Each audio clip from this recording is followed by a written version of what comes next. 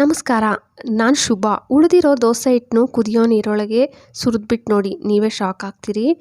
ಮೊದಲನೇದಾಗಿ ನೀವು ಪಾತ್ರೆ ಆಗಲಿ ಇಲ್ಲ ಬಾಣಲಿ ಯಾವುದಾದ್ರೂ ತಗೊಂಡು ಗ್ಯಾಸ್ ಮೇಲೆ ಇಡಿ. 1 ಗ್ಲಾಸಷ್ಟು ನೀರು, ಒಂದು ಸ್ವಲ್ಪ ಉಪ್ಪು ಹಾಕ್ಕೊಂಡಿದ್ದೀನಿ, ಒಂದು ಸ್ವಲ್ಪ ಕುಕ್ಕಿಂಗ್ ಆಯಿಲ್ ಹಾಕ್ಕೊಂಡು ನೀರು ಸ್ವಲ್ಪ ಬಿಸಿ ಆಗಬೇಕು, ಜಾಸ್ತಿ ಏನಿಲ್ಲ. ಒಂದು ಸ್ವಲ್ಪ ಬಿಸಿ ಆದಮೇಲೆ ನಾನು ದೋಸೆ ಹಿಟ್ಟು 1 ಗ್ಲಾಸ್ ಹಾಕ್ಕೊಂಡಿದ್ದೀನಿ.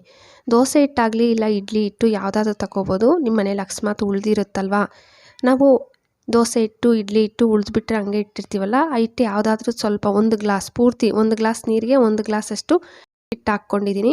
ಚೆನ್ನಾಗಿ ನೋಡಿ, ಗ್ಯಾಸ್ ಮೀಡಿಯಮ್ ಫ್ಲೇಮಲ್ಲಿ ಇಟ್ಕೊಂಡು ತಿರುಗಿಸ್ತಾ ಇರಬೇಕು. ಗಟ್ಟಿ ಬರ್ತಾ ಇರುತ್ತೆ. ಸ್ವಲ್ಪ ಗಟ್ಟಿ ಬಂದಂಗೆ 3/4 ಗ್ಲಾಸಷ್ಟು ಗೋಧಿ ಹಿಟ್ಟು ತಗೊಂಡಿದ್ದೀನಿ. ಒಂದೇ ಸತಿಗೆ ಗೋಧಿ ಹಿಟ್ಟು ಹಾಕ್ಬೇಡಿ, ಸ್ವಲ್ಪ 3/4 ಗ್ಲಾಸ್ ಪೂರ್ತಿ ಹಾಕ್ಕೊಬಿಟ್ಟಿದ್ದೀನಿ.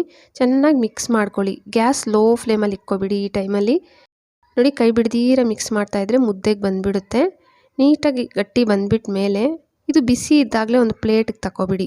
ನಾನು ಅಷ್ಟೇ ಒಂದು ಪ್ಲೇಟಿಗೆ ತಗೊಬಿಟ್ಟು ಇದನ್ನು ನಾದ್ಕೊಬಿಡಿ. ಸ್ವಲ್ಪ ಬಿಸಿ ಬಿಸಿನೇ ಇತ್ತು.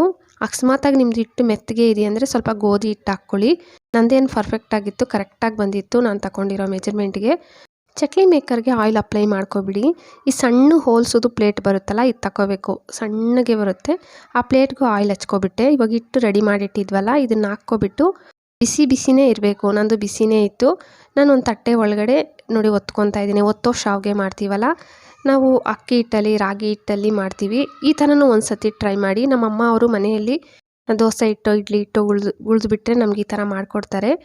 ಇದನ್ನು ನೀವು ಸ್ಟೀಮ್ ಬೇಕಾದರೆ ಕೊಡ್ಬೋದು.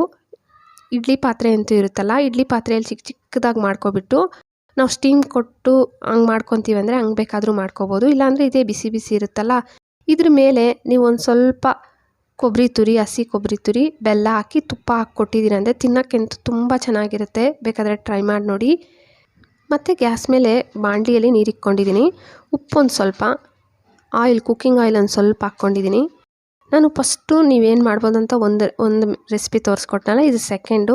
ಇದನ್ನು ಒಂದು ಸತಿ ಟ್ರೈ ಮಾಡಿ ನೋಡಿ, ತುಂಬಾ ಇಷ್ಟ ಆಗುತ್ತೆ ಮಕ್ಕಳಿಗಂತೂ. ಚಕ್ಲಿ ಮೇಕರ್ ಒಳಗೆ ಹಿಟ್ಟು ಹಾಕ್ಕೊಂಡು ಹಿಂಗೆ ತಿರುಗಿಸ್ತಾ ಇರೋದು. ನೀರು ಬಿಸಿ ಆದಮೇಲೆ ಇದನ್ನು ಜಾಸ್ತಿ ಬಿಸಿ ಮಾಡ್ಕೋಬಾರ್ದು ನೀವು. ಫಸ್ಟೇ ನಾವು ಇದನ್ನು ಚೆನ್ನಾಗಿ ಬಿಸಿ ಮಾಡಿರ್ತೀವಲ್ಲ, ಒಂದು ಸ್ವಲ್ಪ ಬಿಸಿ ಆದರೆ ಸಾಕು. ನೋಡಿ,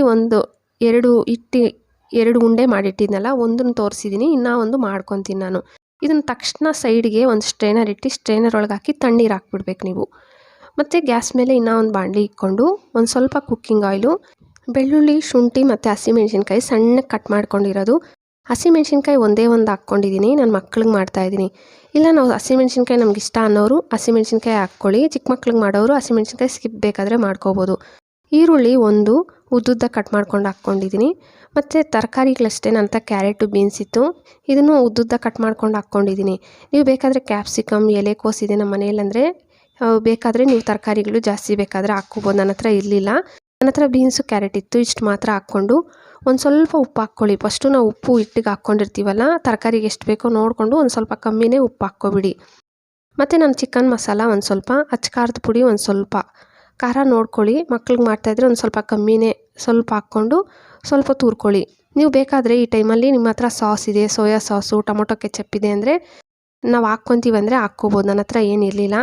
ನಾನು ಮೊದಲೇ ಇಟ್ಟು ಶಾವಿಗೆ ಥರ ಮಾಡಿಬಿಟ್ಟು ಅದ್ರ ಮೇಲೆ ನೀರು ಹಾಕ್ಬಿಟ್ಟಿದ್ದೆ ಸ್ಟ್ರೈನರ್ ಒಳಗೆ ಹಾಕ್ಬಿಟ್ಟು. ನೀವು ಅಷ್ಟೇ ತಕ್ಷಣ ಸ್ಟ್ರೈನರ್ ಒಳಗೆ ಹಾಕ್ಬಿಟ್ಟು ತಣ್ಣೀರು ಹಾಕ್ಬಿಡ್ಬೇಕು. ಆವಾಗಲೇ ಉದುರುದ್ರಾಗುತ್ತೆ, ಇಲ್ಲಾಂದರೆ ಸ್ವಲ್ಪ ಮೆತ್ಕೊಂಡಂಗೆ ಆಗುತ್ತೆ. ತಕ್ಷಣ ನೀರು ಹಾಕ್ಬಿಟ್ರೆ ನೋಡಿ ಸ್ವಲ್ಪ ಉದುರುದ್ರಾಗೇ ಇರುತ್ತೆ. ಇದನ್ನು ಚೆನ್ನಾಗಿ ಮಿಕ್ಸ್ ಮಾಡಿಕೊಂಡ್ರೆ ನಿಮಗೆ ಇನ್ಸ್ಟೆಂಟ್ 2 ಮಿನಿಟ್ಸ್ ಮ್ಯಾಗಿ ಅಂತ ಮಕ್ಕಳು ತಿಂತಾರಲ್ಲ, ಇದರಲ್ಲಿ ಗೋಧಿ ಮತ್ತು ನಾವು ದೋಸೆ ಹಿಟ್ಟಿತ್ತಲ್ಲ ಅದರಲ್ಲಿ ಮಾಡ್ಕೊಂಡಿರೋದು. ಈ ಗೋಧಿ ಹಿಟ್ಟಲ್ಲಿ ಮಾಡಿರೋದ್ರಿಂದ ಹೆಲ್ತ್ಗೂ ತುಂಬಾ ಒಳ್ಳೆಯದು. ಟ್ರೈ ಮಾಡಿ. ವಿಡಿಯೋ ಇಷ್ಟ ಆದರೆ ಪ್ಲೀಸ್ ಲೈಕ್ ಕೊಡಿ. ಹಾಗೆ ಸಬ್ಸ್ಕ್ರೈಬ್ ಮಾಡಿಕೊಂಡು ನಿಮ್ಮ ಫ್ಯಾಮಿಲಿ ಫ್ರೆಂಡ್ಸಿಗೆ ಶೇರ್ ಮಾಡೋದು ಮರಿಲೇಬೇಡಿ. Thank you friends.